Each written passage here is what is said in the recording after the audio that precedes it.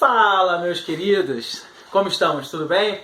É com essa imensa alegria que eu recebo vocês mais uma vez para uma aula aí, professor Fred Corte, para dar continuidade aí ao nosso estudo ao longo desse ano letivo, né? Na aula de hoje, a gente vai falar um pouquinho sobre o tema trabalho, né? Na verdade, trabalho e lazer, né? E aí, eu trouxe para a gente poder discutir, para a gente poder debater aí, o conceito original e o que se transformou de três palavrinhas aí, que é o conceito de trabalho, né, que é o conceito de ócio e o conceito de escola, para a gente poder discutir um pouquinho aí o que significavam essas palavras, né, e o que elas se transformaram, né, qual o conceito cultural que essas palavras têm hoje em dia.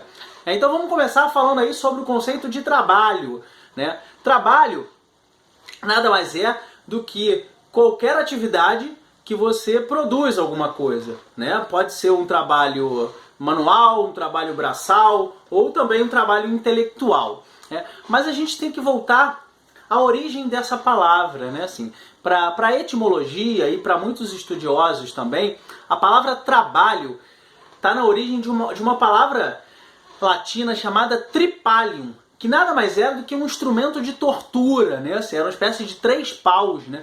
que era muito utilizado no castigo aos escravos e aos camponeses que não conseguiam pagar os tributos, né? Então, portanto, assim, a origem da palavra trabalho, ela não tem uma origem muito bacana, assim, ela estava associada a um instrumento de tortura, né? Portanto, assim, isso durou durante toda a antiguidade e até mais ou menos até o período da Idade Média, assim, né? Na Idade Moderna, né, com a ascensão da classe burguesa... Bando de burguês, safado!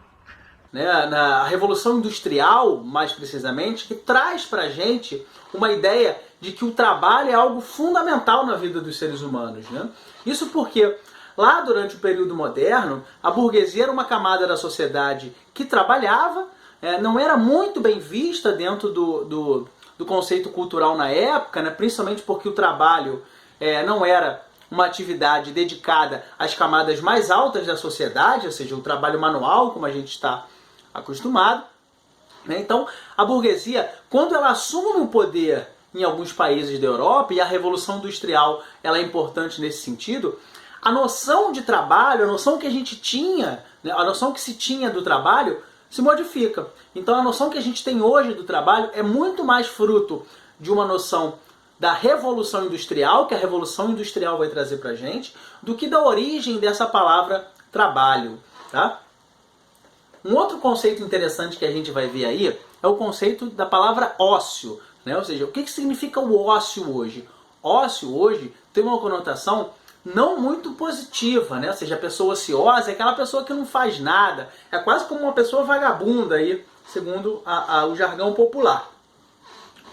A palavra ócio era utilizada na Grécia Antiga e estava mais relacionada à ideia de descanso, né? Ou seja, folga, né? Ou justamente nesse momento em que a gente produzia alguma coisa. Olha que fato curioso, né? Assim, uma mesma palavra, né, que antigamente tinha um significado que era um significado de repouso, né? Hoje em dia tem um significado muito negativo, né? Quase que uma pessoa ociosa é uma pessoa que não faz nada, que é vagabunda. Nesse sentido, vale a pena destacar um texto que foi escrito em 1880 na França, né, por um franco-cubano, se eu não me engano, chamado Paul Lafargue, ou Lafargue, né? E ele cria esse texto, o nome do texto é O Direito à Preguiça. Olha que coisa fantástica. O cara faz um texto, no finalzinho do século XIX, exaltando o direito à preguiça, né? Em que ele vai dizer o seguinte, esse texto, O Direito à Preguiça, é uma celebração do ócio como uma força revolucionária do ser humano. Olha que fantástico. Vale a pena a gente lembrar também que nesse período na França, assim, as jornadas de trabalho ultrapassavam 12 horas, 12, 14, 16 horas.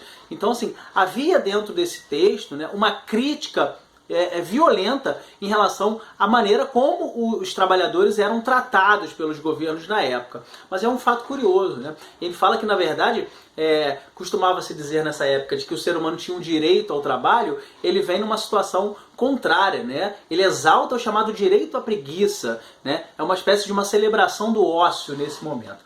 E é claro também, ainda em relação ao ócio, a gente não pode esquecer de falar aqui de um livro do italiano Domenico De Masi, né, que foi lançado no ano 2000, agora não tem muito tempo, onde ele vai questionar o porquê que a nossa sociedade, né, valoriza tanto esse trabalho enfurnado em escritórios, em salas, né, dentro de um período de grandes transformações em que, por exemplo, a ideia do teletrabalho, o trabalho online, ou o chamado home office, já era uma realidade. Então por que a gente continua valorizando esse trabalho dentro de escritórios e salas fechadas? O Domenico De Masi, ele vai dizer o seguinte, ó: o ócio pode transformar-se em neurose, em vício e preguiça.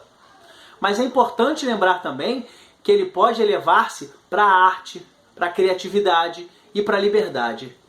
É no tempo livre que passamos a maior parte dos nossos dias, e é nele que devemos concentrar as nossas potencialidades. Olha que fantástico, né? Então esse livro, O Ócio Criativo, do Domenico De Masi, ele vai questionar o porquê que a nossa sociedade valoriza tanto o trabalho, quando na verdade é num tempo ocioso que de fato a gente produz.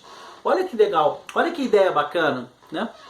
Para a gente poder finalizar aí, é importante a gente falar também a origem da palavra escola, né? Assim, escola. A palavra escola, ela significava o lugar do ócio, né? Ou seja, vem do vocábulo escolé, né? Que significava o descanso, o repouso ou o tempo livre, o estudo e a ocupação. Olha que coisa fantástica, né? Ou seja, a escola como o lugar do ócio, é o local de criação, é o momento em que as crianças e os jovens vão para criar alguma coisa, né? Vão usar a imaginação, vão utilizar a criatividade, né? Eles aprendiam também a chamada retórica, que era a arte do falar bem, né? Ou seja, uma concepção bem diferente da escola nos dias de hoje. Não é à toa que a palavra negócio originalmente significava o não ócio, né? Ou seja, o que significa negócio hoje em dia? Hoje em dia, negócio pode estar relacionado ao empreendimento comercial, né, a uma ocupação, ou um compromisso estabelecido, né? De fato, algo bem diferente do que era o ócio. O ócio no sentido criativo, que é um momento de descanso.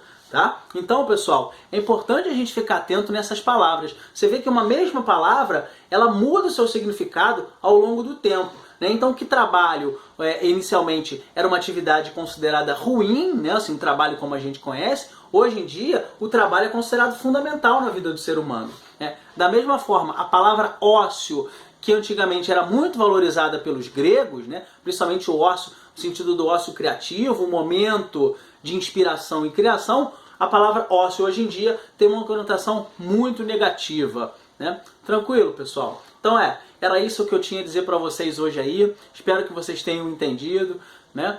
Aproveitem bastante esse tempo para estudar e é claro, qualquer dúvida é só entrar em contato. Forte abraço, um efusivo aperto de mãos e passar muito bem.